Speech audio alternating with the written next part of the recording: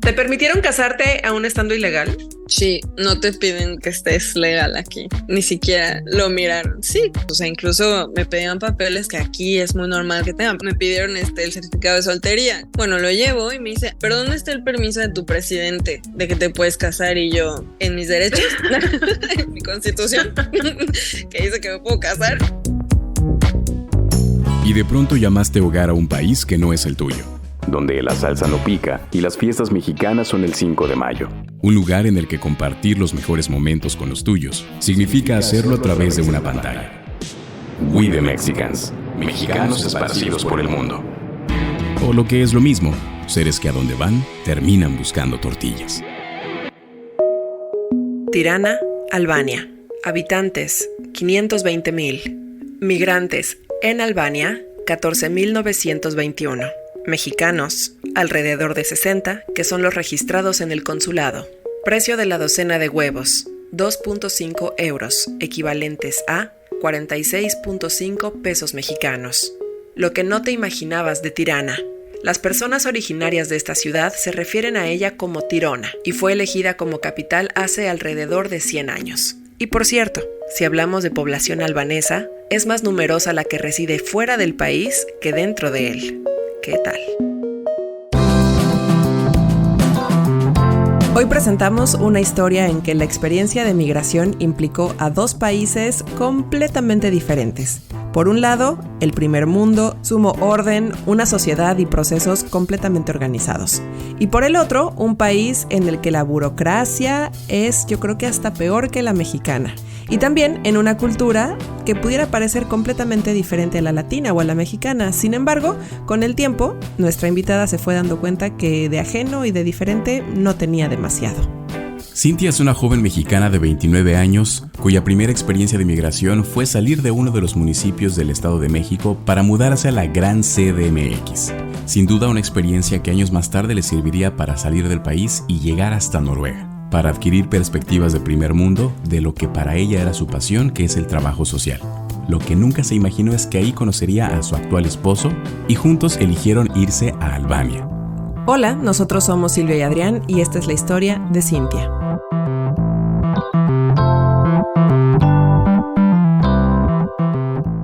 Lo que nos llama la atención fue tu primera migración cuando regresaste a la Ciudad de México, a los 21 años que te fuiste a estudiar, pero nos llamaba la atención que ponías migré a México cuando pues básicamente Texcoco está bastante cerca, ¿no? Sí. Pero cuéntanos cómo estuvo para ti ese primer proceso migratorio.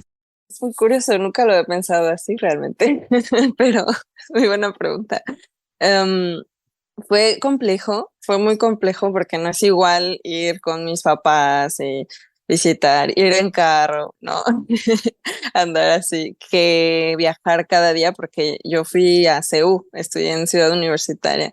Así que mi primer casa en la Ciudad de México estaba en la colonia Balbuena, que me quedaba como hora y media, ¿no? En transporte. Pero bueno, vivía con mi hermana, porque mi hermana ya estaba allá. Así que eso me hizo el proceso mucho más ligero.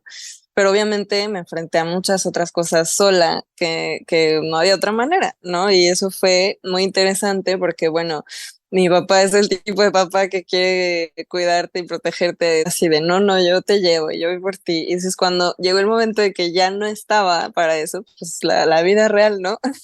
Exacto. Y además Texcoco pues es una ciudad muy pequeña en donde vas a todas partes caminando y así. Pero bueno, ya me acostumbré, yo salí a las 5 de la mañana de la casa para llegar a las 7 con suerte. Y así me pasé pues casi 5 años. Me acostumbré a esas distancias larguísimas, ¿no? A la gente y todo eso. Y nunca lo dimensioné porque pues te acostumbras hasta que estuve en un lugar en el que no es así. Perdón si me cruzo un poco los temas, ¿no? Pero cuando fue mi pareja a visitar México y me dijo, es que, o sea, tan solo bajando al metro, era la línea 9, ¿no? Que son como 4 escaleras eléctricas hacia abajo, es la más profunda. Y él me decía, es que no puedo respirar, o sea, se me va el aire. ¿Cómo haces esto cada día? Y yo decía, pues así, no es que tengo que llegar a la escuela, ya tengo que ir, no pienso en eso. Y entonces él veía la ola de gente y de gente y de gente, me decía, hasta tomó videos porque de lo mucho que le impresionaba y que para mí era tan normal, ¿no? Y para toda la gente es normal, ya te acostumbras. Entonces sí, fue impactante y creo que más dimensioné ese proceso cuando me mudé, o sea, después. Todo esto que platicas de haberte mudado a Ciudad de México y todos estos años ahí, ¿te habrán preparado entonces para después decir, ok, Noruega y enfrentar Noruega y Albania y el país que se te ponga enfrente en tu vida? Ya lo del idioma es lo de menos. Ya, sí, ya es para mí, ya es más bien hobby, ¿no? También te trauma en el sentido de que todavía en Noruega incluso, yo me acuerdo que cuando preparaba mi maleta para irme, yo decía, bueno, pero no voy a llevar este vestido porque no sé qué tal si me miran o me hacen algo, no voy a, o sea, cosas así, o andaba en la calle con mi bolsa así como súper agarrada, no me vayan a robar, cosas así. Y sí es muy interesante cómo eso, llegar a un lugar después en el que a nadie te mira, ni siquiera. Eres una persona más ahí y ya, o sea. Sí. Oye, pero sí está muy interesante. O sea, trabajadora social, terminas tu carrera ya y te vas de intercambio a Noruega. ¿Cuál era como el objetivo al que te querías dedicar o a qué sector querías atender o cómo era tu intención?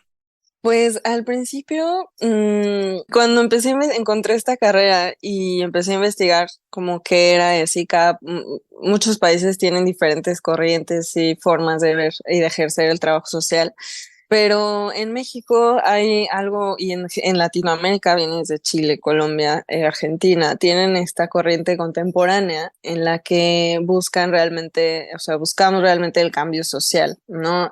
Sostenible. Entonces, no tanto esta parte de la ayuda o de beneficencia en México, bueno, es muy burocrático, ¿no? Que son las señoras que dan estas tarjetas de la leche, ¿no? O que en el hospital solamente te hacen la encuesta y no se ve tanto lo que se puede hacer. Entonces yo descubrí esta corriente y toda la universidad me fui con solo maestras investigadoras y así que iban sobre esto.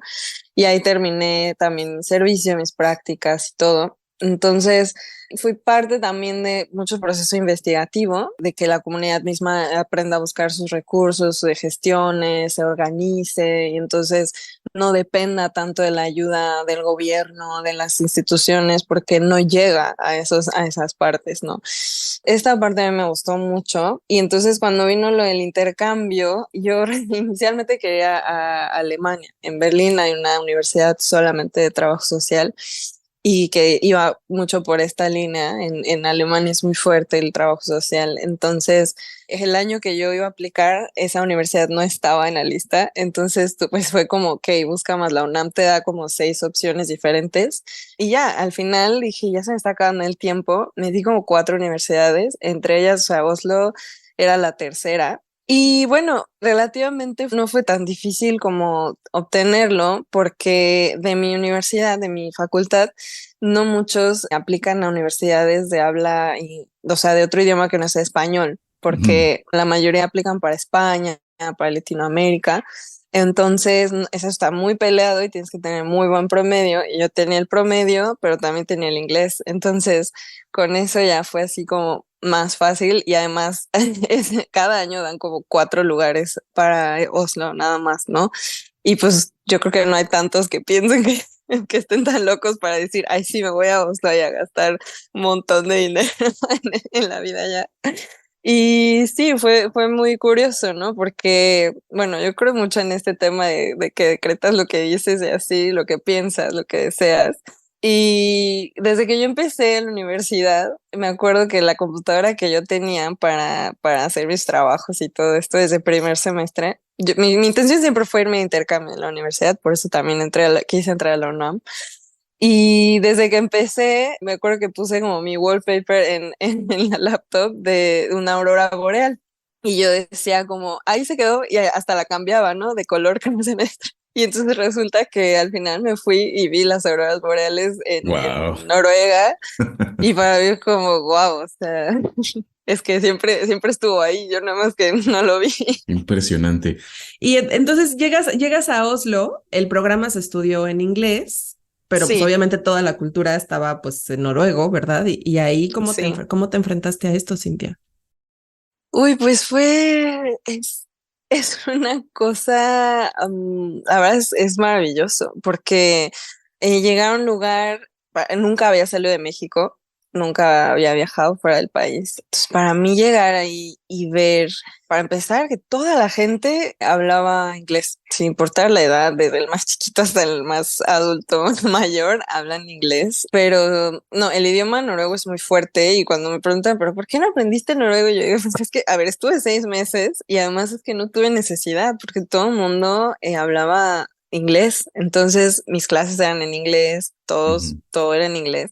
Fui muy afortunada de que mis papás siempre pensaron como en darnos esta educación y estudié inglés desde muy pequeña, pero pues lo estudié, lo sabía en teoría, nunca me enfrenté a hablarlo. Entonces cuando llegué allá y quería hablarlo era como que, no sé, a ustedes les pasó, Sí, muchísimo. pero y yo, o sea, yo me entendí que yo aprendí realmente a hablar inglés allá. Fue muy interesante porque pues Noruega, en general Escandinavia, tienen este sistema social capital, ¿no? Socialista, capitalista, que es muy efectivo y por eso son de los mejores países en calidad de vida. Y entonces todo es para todos, ¿no? O sea, todo lo que todos los impuestos que pagan se ven y Claro. bueno, todo es muy efectivo. Así que bueno, yo llegué, para empezar, llegué en julio y el día era de pues, las 5, 4:30, 5 de la mañana hasta las 11:30, 12 de la noche. Pura luz de Entonces día.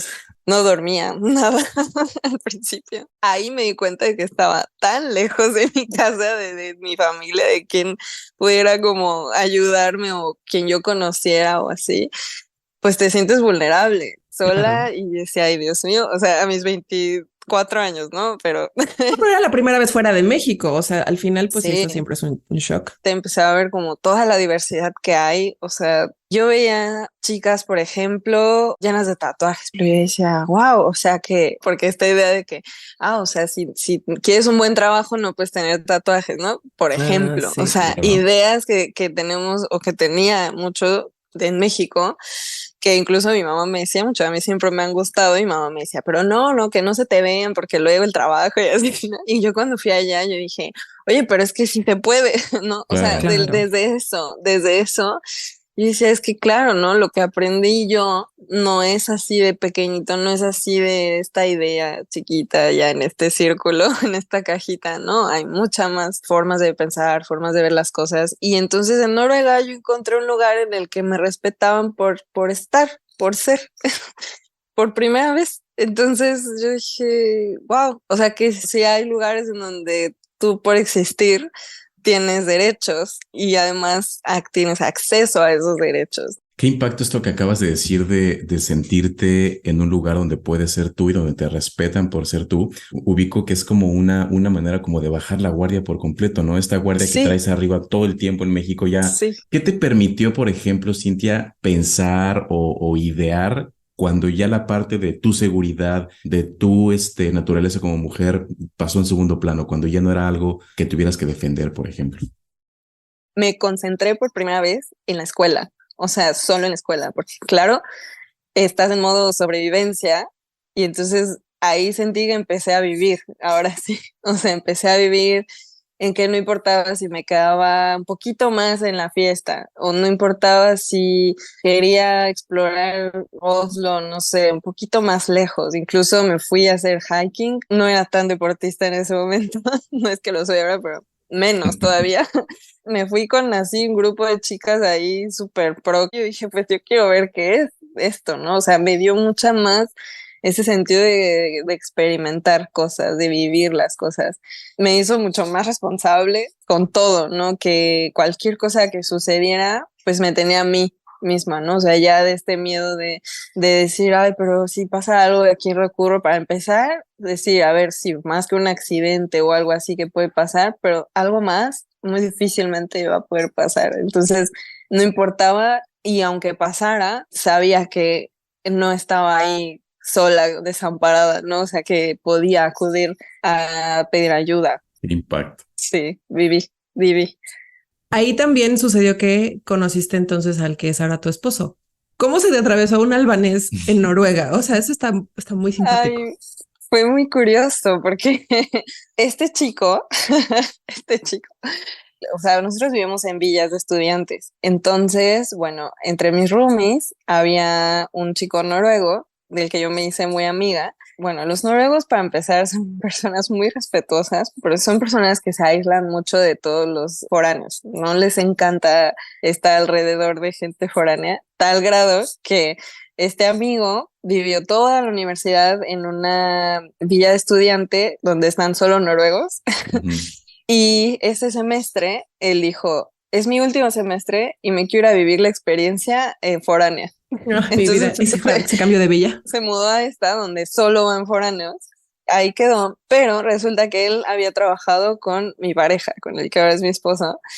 Habían trabajado juntos en un restaurante y pues él le habló, le dijo, oye, me quiero mudar así como mi última experiencia en la universidad, no sé qué, ¿en cuál vives tú? Le preguntó, ¿no? Y él le dijo, pues yo vivo en este edificio, tal, tal. Vale, bueno, encontré en este piso, ¿no?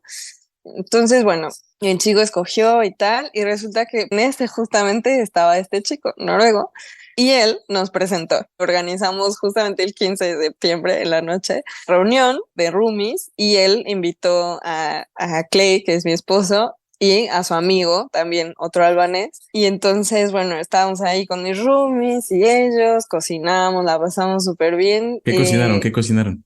Cocinamos este platillo noruego que es típico, que son estas bolitas como croquetas, como de carne con papa y así. Tienen un caldito, una salsa de carne, algo así, y con verduras así asadas al lado.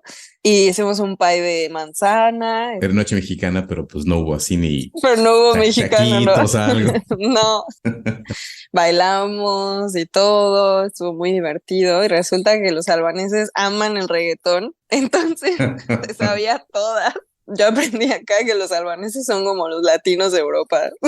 O sea, ese día lo conociste y ahí como que ya básicamente lo demás fue historia. Sí, bueno, yo lo convencí porque él estaba como que no, como a distancia, ¿cómo crees que tú te vas a ir? Es muy difícil y es que estamos muy lejos. Y yo decía, no, sí vamos a poder. Y mira, créeme, así. O sea, si por él hubiera sido, ya más bien ahí hubiera quedado. Y para él era así como, no, es que es muy difícil, o sea, sí, me gustas mucho, te quiero mucho, pero no, o sea, es que es muy difícil, ¿no? Y yo le decía, no, no es difícil.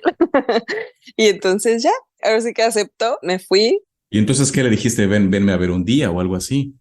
Sí, pues la idea era vernos lo más pronto posible y salió que, bueno, a mí me regresaron el dinero del depósito que me había dado para el departamento ahí en el cuarto en Oslo.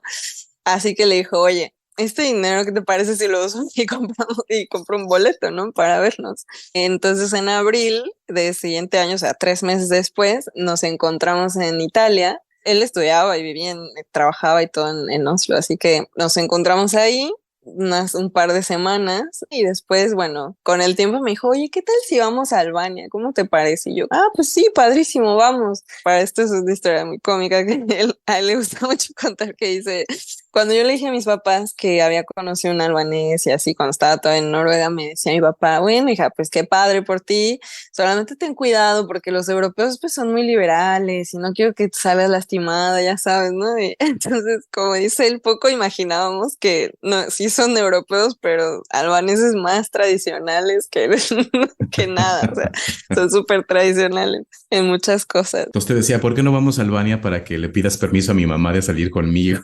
Sí, casi, ¿no? Para que, claro, él lo decía porque su mamá era la que le dijo, ay, si ya van a estar aquí tan cerca, porque literalmente es así, cruzar un charquito, porque no vienen, la conocemos y todo. Y pues yo sí, ya vale, ok, vamos. Para mí era más como que, ok, va a conocer tu país, ¿no? Más que otra cosa. Y bueno, llegamos y fue como que aquí hacen de casa en casa. Conoces a la abuela, vas a su casa, a los tíos vas a su casa, la mamá vas a su casa. Súper tradicionalista. Súper tradicional, sí. Y yo pues para mí era como, ¿qué está pasando? Pero bueno, hola a todos. Y ya, la pasamos muy bien. Desde el principio fue como que me recibieron con muchísimo amor, súper felices y todo. Y bueno, regresamos a Roma y ahí me pide matrimonio. ¿Qué? ¿Así? Sí, así. O sea, ahora podemos entender que fue como para tener la bendición de la familia de ella la conocen, Sí, entonces exacto. Su familia ya sabía que te iba a pedir matrimonio. Sí, sí, sí.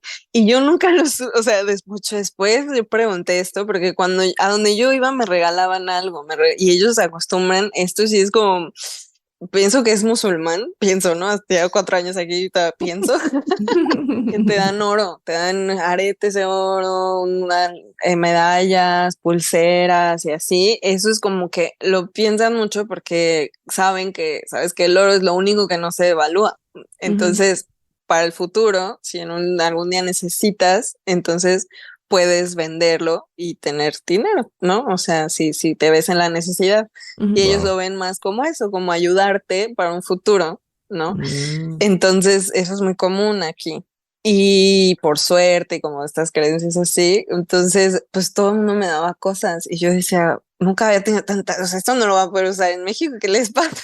O sea, eso se quedó ahí guardado hasta que me mudé, porque pues no, nada, ni el anillo, por supuesto, me daba un miedo sacarlo así en el metro, en el metrobús, en la calle, no sé.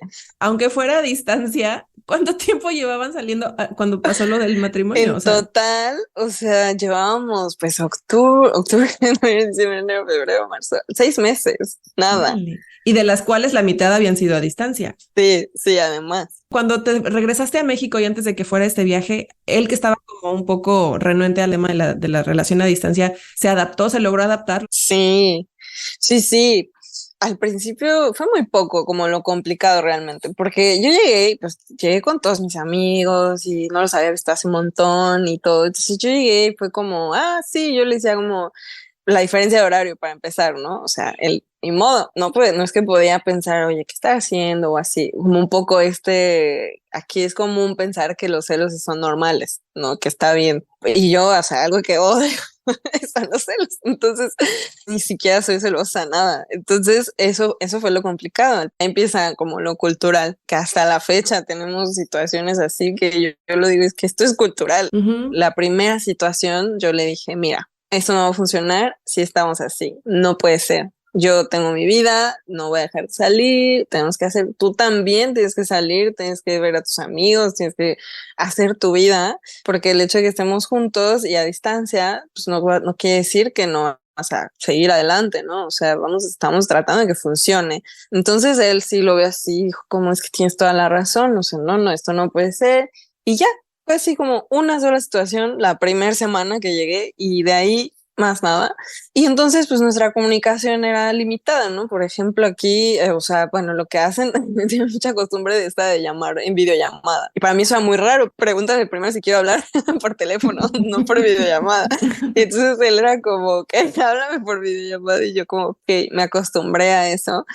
Y también vi que pues sí es útil, ¿no? Cuando tienes a la persona lejos. Y nos acostumbramos, ¿no? También yo tenía horarios súper largos, ¿no? Como les decía en la escuela y todo, estaba ahí como 10 12 horas. Ya cuando podíamos hablar, hablábamos ahí 1 hora, mensajeábamos todo el día o así seguido. Sí, nos adaptamos a eso y también como que esta idea de que, bueno, nos vamos a ver pronto, nos dio como esa esperanza de que, ok, solo tenemos que esperarnos un poquito y ya, va a estar ahí.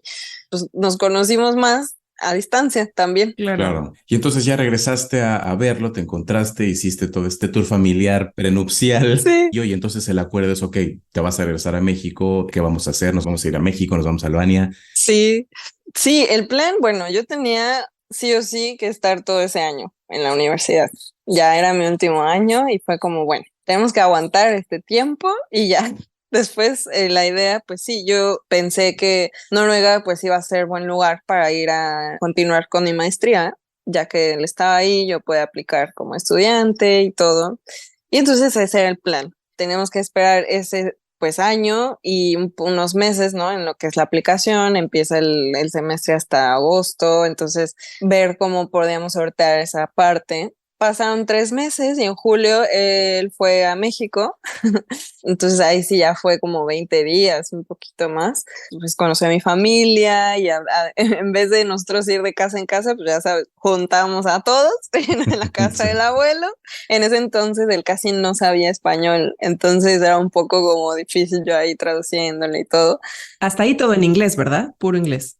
Hasta ahí todo en inglés, sí, sí. Lo bueno es que sabía italiano y de ahí, entonces sí, empezó a captar un poco más el español, pero bueno, eso fue el reto con mi familia.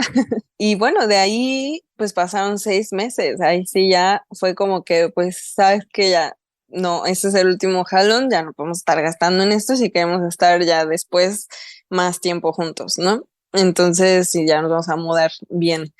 Y esperamos 6 meses, me gradué y todo, y en enero dijimos, vale, pues ya, para enero nos vemos en Albania. Para esto, esos 6 meses se las vio muy difícil en Noruega, ya llevaba 4 años ahí, y estando solo, estando así, pues le pegó muchísimo la parte pues psicológica, la parte mental, y pues decidió tomarse un tiempo fuera de Oslo, así que decidimos estar unos meses en Albania, 3 meses, y la idea era volver después a Oslo y entonces yo pude aplicar y hacer como todo eso. Así que llegamos a Albania en 2020, enero 2020, el 23. Obviamente tú ahí ya dijiste que ya me voy de México y ya no voy a regresar más que de vacaciones. Sí, no sabía cómo iban a salir las cosas. En algún momento también a él le gustó México y dijo, pues vale, podemos también verlo como una opción. Yo la verdad le decía como que yo sí quería ya irme, o sea, yo sí ya estaba así como que, o sea, ya quería experimentar más cosas, quería ver más allá de México. Sí, a mi familia les dije, bueno, no sé cuándo los vea, pero pero nos vemos, ¿no? Y ya me despedí y tal, dejé todo así. Pero hasta ahí no se habían casado, ¿verdad? Solamente estaba el anillo entregada y la boda, pues, quién sabe. Ahí, quién sabe, cuándo se Ok, pueda. ok.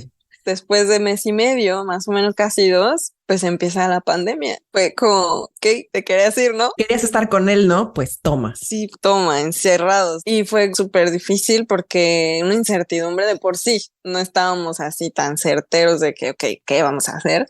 Y bueno, empezó toda esta travesía con tema de migración. Fue algo que nunca vimos venir realmente, porque pues Albania en ese momento, si ahora tiene no tan buena infraestructura o estructura en sí, en general, en leyes, en procedimientos, pues en ese momento mucho menos, ¿no? O sea, habían muy pocos foráneos viviendo aquí y la mayoría han sido estadounidenses hasta hace poco porque ellos tienen un año de visa y pues para los demás no es que tienen tanta información. Entonces, cuando empieza todo esto, pues yo así como que, a ver, embajada, no, yo creo que como no hay una embajada en Albania, responde Roma. Para ellos fue como, no, bueno, es que no sabemos, pero tal vez aplica lo mismo que para Italia. Y yo, ok, pero es que no es Italia, ¿no? Y no es Unión Europea tampoco. En Italia es muy Es complicado. muy complicado y claro, no es la Unión Europea que todavía dices, bueno, es complicado, pero al menos tienen estos procesos, procedimientos, experiencias, ¿no? Qué sé yo. Y de Albania no sabemos nada. Fuimos ahí un par de veces, 2, 3, 4 veces a las oficinas de migración. No, no, son muy burocráticos. O sea, en ese entonces, si no conocías a alguien ahí, no te iban a ayudar. O si no, obviamente, si no les dabas dinero, no te iban a ayudar. Entonces, todo era así. Era como, oye, es que estoy legal. O sea, seguía yo en mis 90 días de estar de turista y decía, pero es que ya en mayo terminan o no, en abril terminaban y era como, ¿qué va a pasar? ¿No? Porque el país no me está dejando salir, Claro. siendo que cerraron sus fronteras, ustedes no me están dejando ir, mi país no me va a dejar entrar, ¿no? Sí.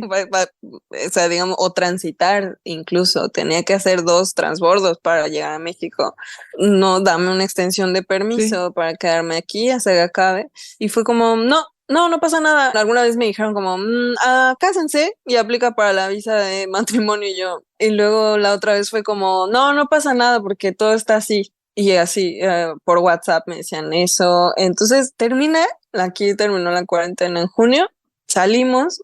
Lo primero que hago es ir a hablar con esta gente otra vez. Y no es que ya te pasaste de tus 90 días, Ay, no. ya estás ilegal. Y yo, ¿qué? O sea, pero tú me dijiste esto y esto. No, pero pues ya, los mexicanos tienen que aplicar para una visa. Y yo, sí, pero es que había una pandemia. Si puedes salirte, pagas tu multa y después puedes regresar aplicando con visa, bla, bla.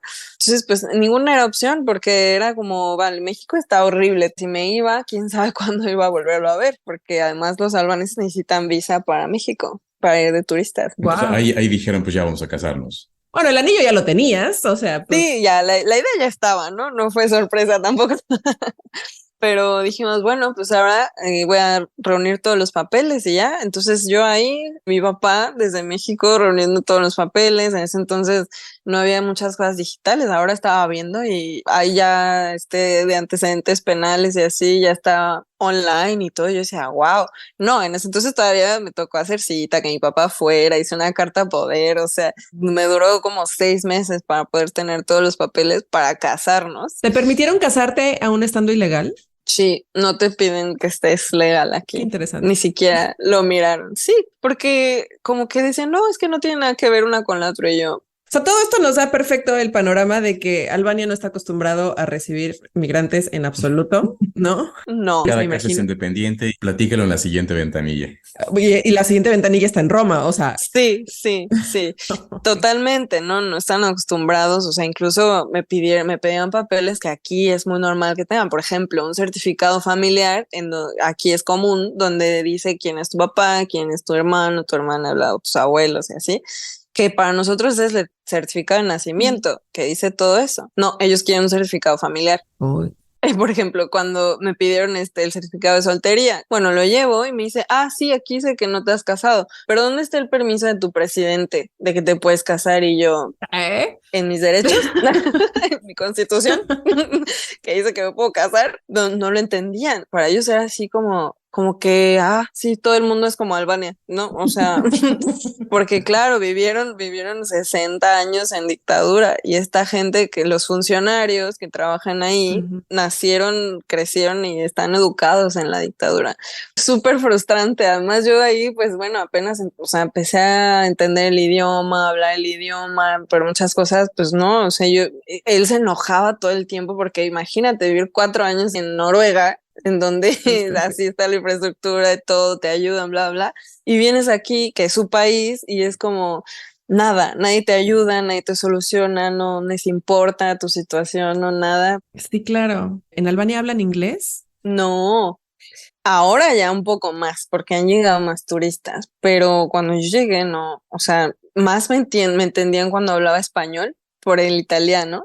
Claro. Porque además ellos han visto un montón de telenovelas. O sea, yo les digo que soy mexicana y me dicen, en todas partes a mí o sea, la gente extranjera me había hablado del narco y cosas así, pero aquí no, aquí me dicen, ay, Rubí, Thalía, se han visto todas las telenovelas o sea, todas. Y hasta ahora tengo colegas trabajando ahí donde trabajo en español que aprendieron de telenovelas. Y ahora están trabajando en español, imagínate, son políglotas natos, o sea, les hace tan fácil aprender los idiomas porque el suyo es súper complicado, o sea, el albanés tiene 36 letras para empezar en el abecedario. Ok. Es un idioma indoeuropeo que no viene de ningún otro idioma, o sea, es como el latín. Sí, imagínate. Que no se parece a nada. No se parece a nada que has escuchado, es el albanés, o sea, entonces, pues claro, cuando salen al mundo tienen que aprender todos los idiomas que hay. Y además que en la dictadura lo único que llegaba a Albania en la señal era de la radio, de la tele, era Italia. Entonces todos los programas de italiano, por eso aprendieron el italiano y todo el mundo, hasta la gente así del pueblo más remoto, por lo menos sabe italiano. Entonces hay más conexión con Italia, aunque está el mar Adriático ahí en medio, y no tanto con Grecia, que lo tienen ahí pegadito, ni bueno, Macedonia y así. También hay, pero es que con Grecia tienen como otra historia, porque yo ya clase de historia. Está perfecto, porque de Albania te he puesto, nadie sabemos. Claro, no, yo también no sabía un montón de cosas y me parece súper interesante porque toda esta región era un poco como antes eran, bueno, todas las civilizaciones en México, Guatemala, todo lo que eran como mayas, aztecas, todo esto, bueno, más o menos así, aquí hay registro que incluso Aristóteles hablaba albanés, imagínate. Oh, wow. Entonces, muy, muy antiguo. Y en ese entonces estaba organizado muy diferente. Albaneses había desde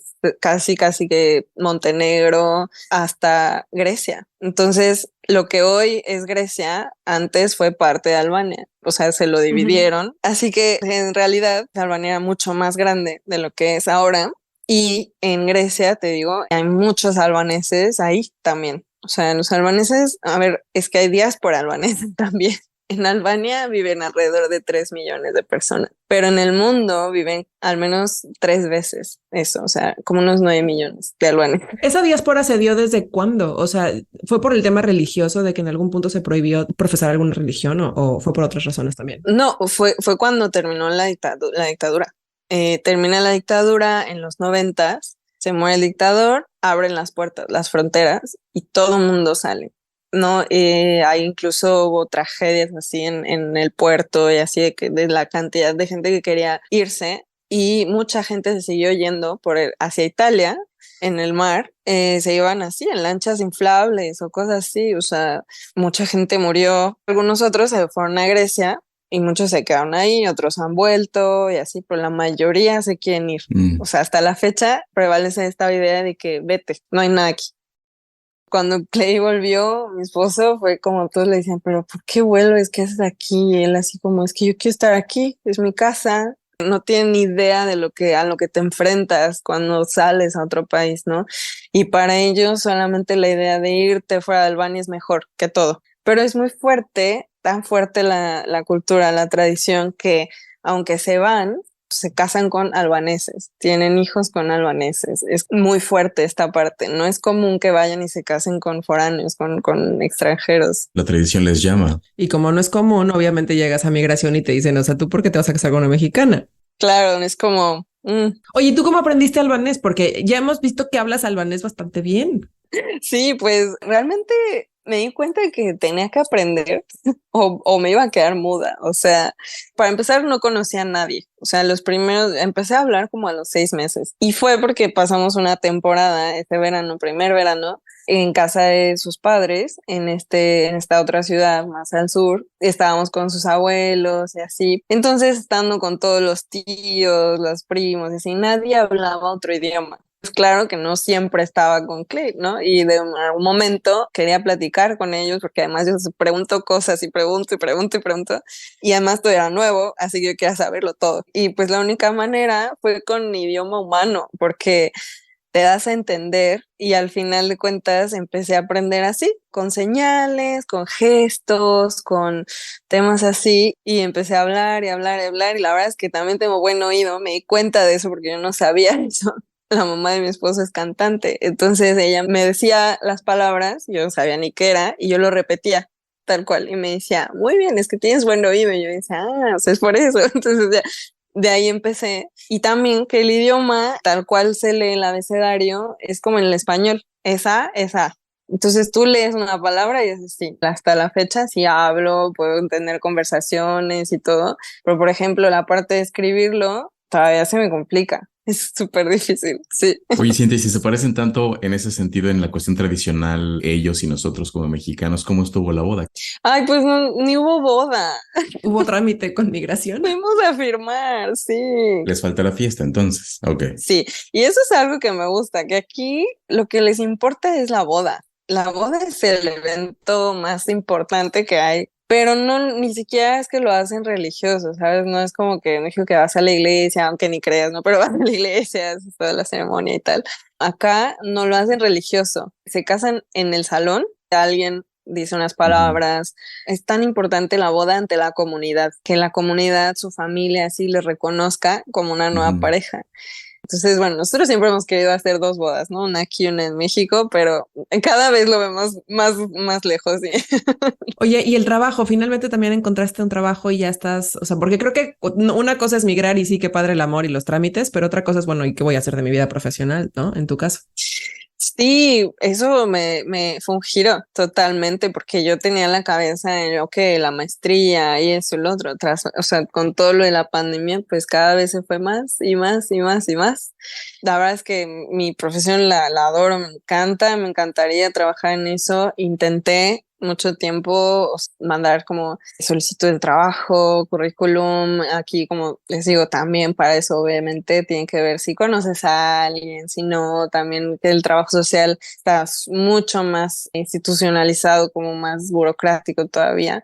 Por ejemplo, hay ONU aquí que me interesaron muchísimo, pero no, o sea, o no contestaba nunca, me decían, ay, sí, luego te hablamos, entonces como cosas así, y yo dije, ok, entonces tal vez es por el idioma, y después ya entiendo albanés, ya puedo hablar albanés, hablo inglés, español, y es como, sí, no, bueno, sí, luego te hablamos, ¿no? Y entonces como todo era así, pared, pared, pared, hasta que dije, bueno, basta, es que yo necesito trabajar, ¿no? En ese momento, bueno, él empezó a trabajar, él es arquitecto, entonces afortunadamente empezó a trabajar, que también empezamos con cero. La verdad era mi última opción. No quería, me rehusaba. Yo decía, no, ¿cómo voy a ser agente? Pues no tanto por ego, pero más que yo de verdad quería hacer como mucho más con mi carrera, ¿no? Como que venía con tanto empuje, impulso y todo, pero también pues no desconocía totalmente ese mundo del servicio al cliente, a lo que me dedico ahora. Y he encontrado en ese camino, ya llevo 1 año y medio, que tiene muchas cosas que practiqué también en la universidad y todo esto, y más importante, cosas que se alineen pues conmigo, con lo que me gusta hacer y todo. Afortunadamente he podido crecer ahí. Empecé como agente, después pasé a ser coach, entonces yo entrenaba a todos los nuevos y al equipo que estaba, y bueno, ahora pues soy supervisora, manejo al equipo, me encargo de todo, y es muy padre porque es algo que siempre me ha gustado, el manejo de grupos. Les hago de psicóloga, les hago de todo, es como tratar con gente, con todas cosas. O sea, el puesto no se llama gerencia de trabajo social, pero prácticamente toda tu experiencia te preparó para estar ahí. Sí, sí, sí. Y además que, bueno, en el equipo hay la mitad son latinos. Ah, mira, perfecto. Entonces está buenísimo, es en español, o sea, ni mandado a hacer, la verdad. Siento como que eres la mamá de todos ellos. Sí, sí, soy súper mamá. Sí, y obviamente hay gente pues, mucho más grande que yo y así, pero aún así yo sí como, no, como mis pollitos, digo, pero ¿cómo están? ¿Cómo están? No, y no sé qué, sí. Oye, Cintia, y vimos en tus redes sociales que te gusta tejer y que has hecho de esto todo un proyecto. Cuéntanos cómo surgió Punto. Punto llegó en esa transición de ¿qué hago? ¿A qué me dedico aquí? Yo no pasé un año muy difícil. Estaba deprimida, ansiosa, muy sola, porque cuando él empezó a trabajar, pues él fue como, bueno, ya me voy a poner a trabajar, bueno, ya nos vamos a quedar aquí hasta que esto se arregle y vemos qué pasa y así. Y fue como, bueno, sí, vaya. Y yo era como, ok, pues no tenía un espacio donde pudiera conocer a gente, como un trabajo, como una actividad así. Entonces, bueno, dije, pues algo tengo que hacer. Bueno, yo aprendí a tejer desde que tenía 17 años, 16, 17 años. Mi mamá siempre tejió y pues fue una manera muy linda de ella y yo, que no tiene en común con ninguno de mis hermanos. Siempre lo hice cuando no estaba en la universidad. Antes de entrar a la universidad me dedicaba a eso, vendía todo lo que hacía. Entonces cuando estuve aquí, lo primero que busqué fue dónde puedo comprar estambre, porque yo quiero tejer. Y cuando estaba así, tan sola, realmente fue mi refugio. Sí lo vi como un negocio, porque sí es un proyecto que siempre quise hacer. Conocí a mucha gente, fui a la televisión, no sé cuándo iba a ir a la televisión albanesa. Hablar de tus estambres, qué increíble. Sí, hablar de mis estambres, de cómo me gusta tejer. Sí. Pero al final también entré a trabajar y todo, pues ya no me da la vida para hacer las dos cosas. Pero no lo he cerrado porque digo, no sé, no sabemos qué pase en la vida y sé que siempre va a estar ahí, siempre tejo y así llegó Punto.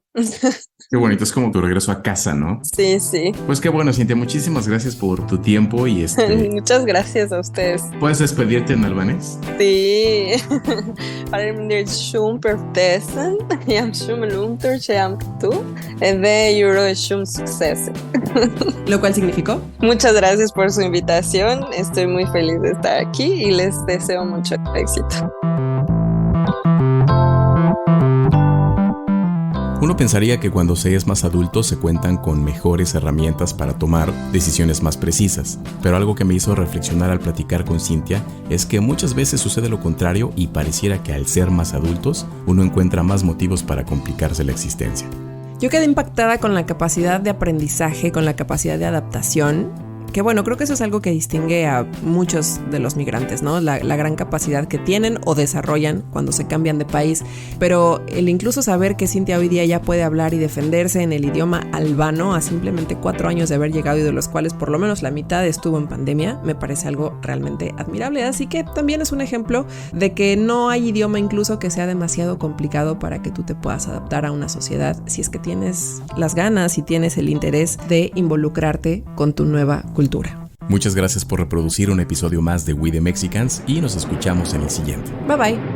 We the Mexicans, mexicanos esparcidos por el mundo. Entra a wethemexicans.com.